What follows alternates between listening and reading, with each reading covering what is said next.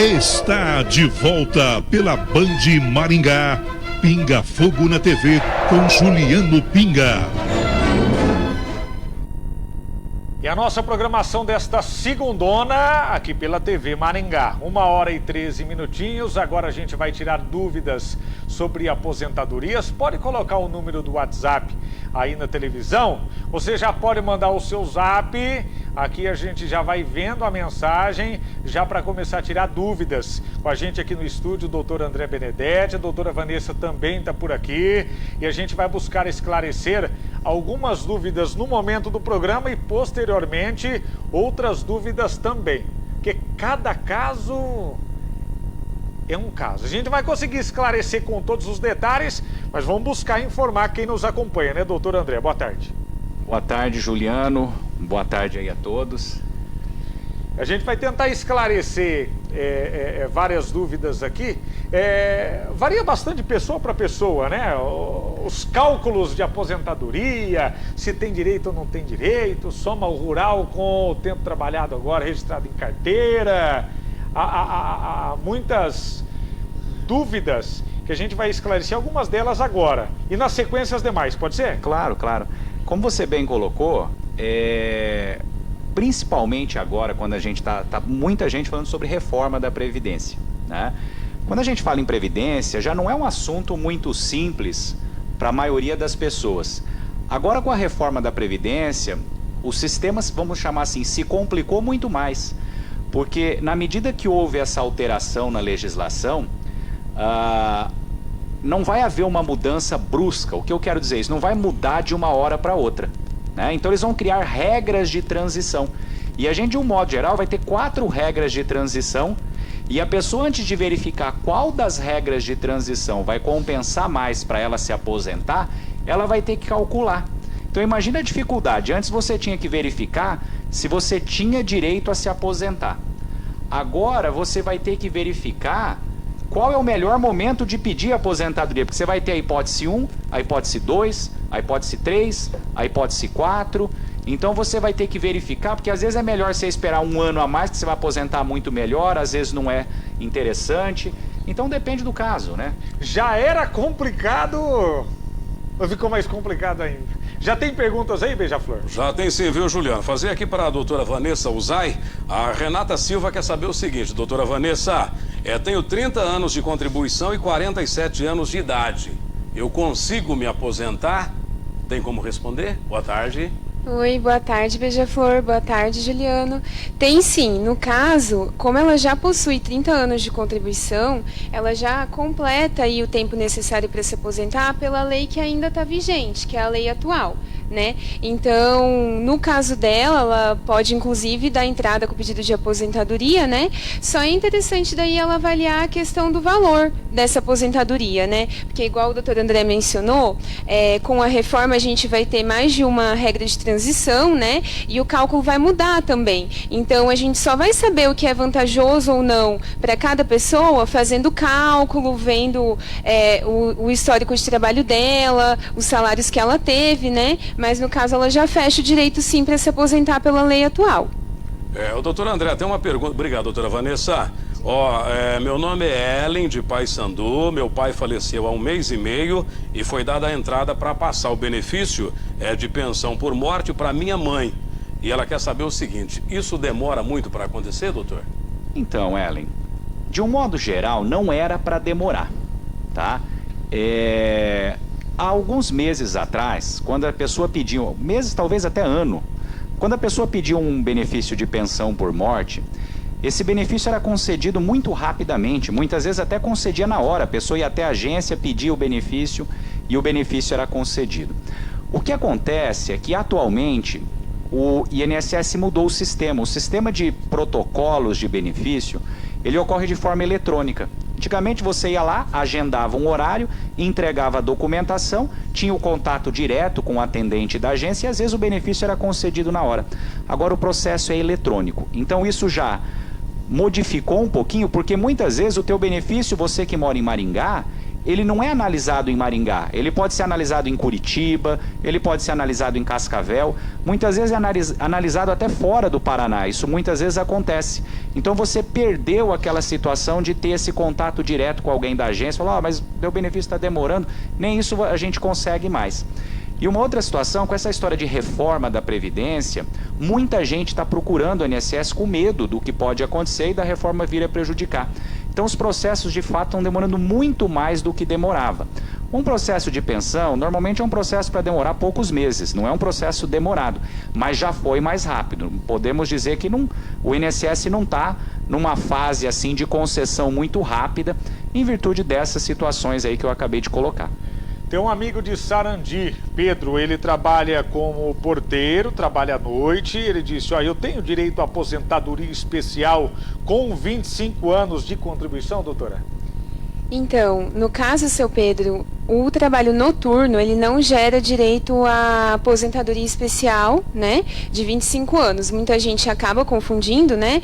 Na área trabalhista, o fato da pessoa trabalhar à noite, né, gera para ela o direito de receber o adicional noturno. Só que, para fins previdenciários, para fins de aposentadoria, essa análise é diferente. Então, a pessoa ela tem que estar submetida a algum agente de risco, né, agente físico, químico ou biológico, ou algum agente perigoso ali para ter direito à aposentadoria especial. No caso do porteiro, não? Não, no caso do porteiro, não, né? E daí, no caso, ele precisaria mesmo ou fechar os 35 anos de trabalho, né? E daí, para isso, como a gente já mencionou outras vezes, ele pode usar, de repente, um tempo rural, que ele tenha, né, anterior ali, trabalhado com a família sem registro, e daí somar esse tempo de carteira para fechar esses 35 anos. No caso, se a função fosse vigilante noturno, vigia noturno. Sim, no caso, se ele trabalhasse armado, né, como vigia noturno, daí já vai enquadrar na periculosidade e ele pode sim ter direito daí à aposentadoria especial com 25 anos de trabalho, né, em atividade especial.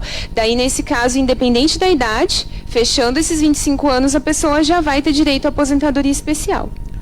O doutor André, a Fátima quer saber o seguinte, ela está com 58 anos, ela disse que daqui 2 anos, né, ela falou que daqui 2 anos ela vai completar 60 anos, com 22 anos de contribuição. Será que ela consegue se aposentar? Ou seja, completando 60 anos de idade, com 22 de contribuição?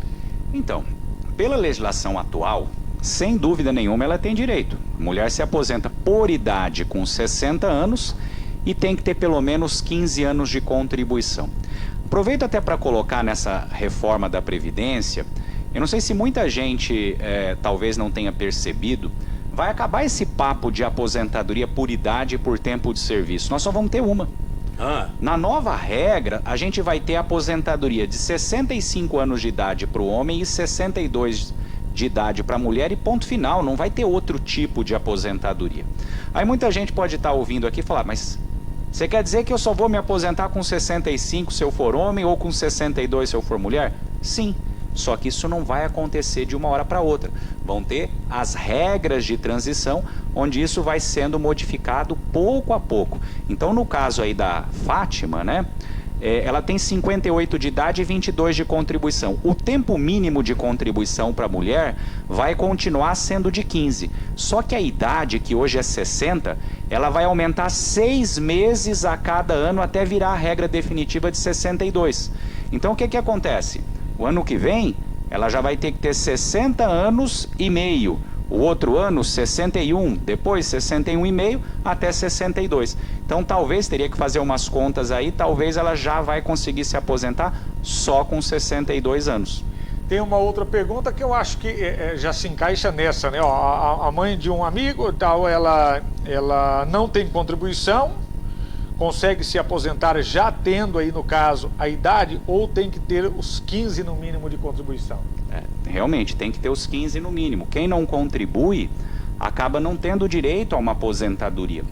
Muita gente se confunde nessa questão de aposentadoria com o chamado benefício assistencial, o BPC. Ou alguns chamam de LOAS esse benefício, que é aquele benefício para quem nunca contribuiu. Então, por que eu falo isso? Eu estou falando aqui que tem que ter 15 anos de contribuição, de repente alguém está nos ouvindo e fala assim, mas eu conheço uma pessoa que não pagou e está aposentado. É que ela não está aposentada, ela recebe um benefício assistencial que a pessoa tem direito ao completar 65 anos de idade, mas depende dos requisitos econômicos. É um benefício concedido só para a família de baixa renda, depende da renda familiar. Não é qualquer pessoa que consegue esse benefício e não é uma aposentadoria. Tanto que não tem direito a 13º salário. Tanto que se você tentar fazer um empréstimo no banco, esses empréstimos consignados, para esse tipo de benefício não é aceito, porque ele não é uma aposentadoria.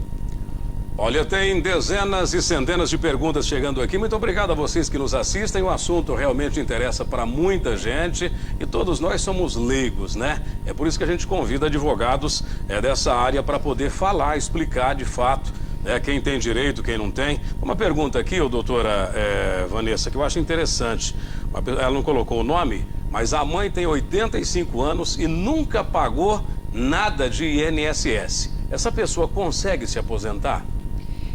No caso, Beija-Flor, vai ser justamente esse benefício que o doutor André acabou de mencionar, né? Que o pessoal conhece como benefício de prestação continuada, BPC, LOAS, né? A pessoa que nunca contribuiu, né? Para ela ter direito ao benefício, ela vai ter que se enquadrar como baixa renda, né? Que é aquela pessoa que não vai ter condições ali para se manter na velhice e por isso o governo acaba pagando esse benefício assistencial, né? Para ajudar ali no sustento. Então, a pessoa que nunca contribuiu não vai ter direito a se aposentar, mas pode ter direito ao benefício de prestação continuada.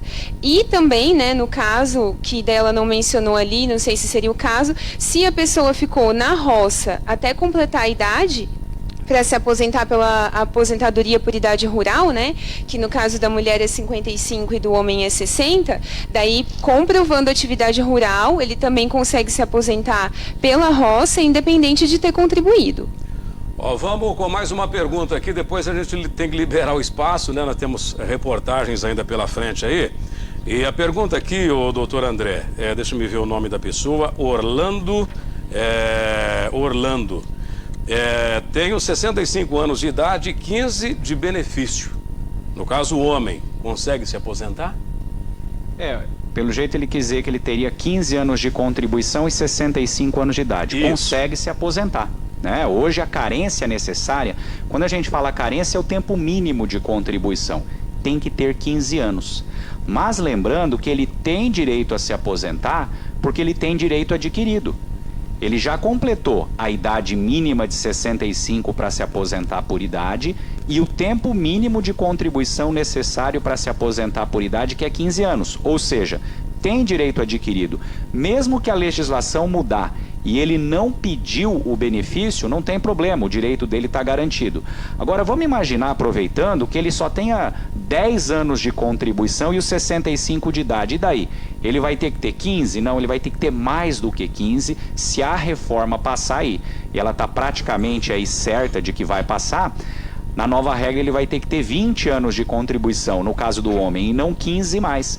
Então vai ter que pegar essas regras de transição, fazer uma continha para ver se ele vai ter que ter os 20 ou às vezes um pouquinho menos do que 20. E aproveito para dizer que no caso da mulher esse tempo mínimo não aumentou de 15 para 20.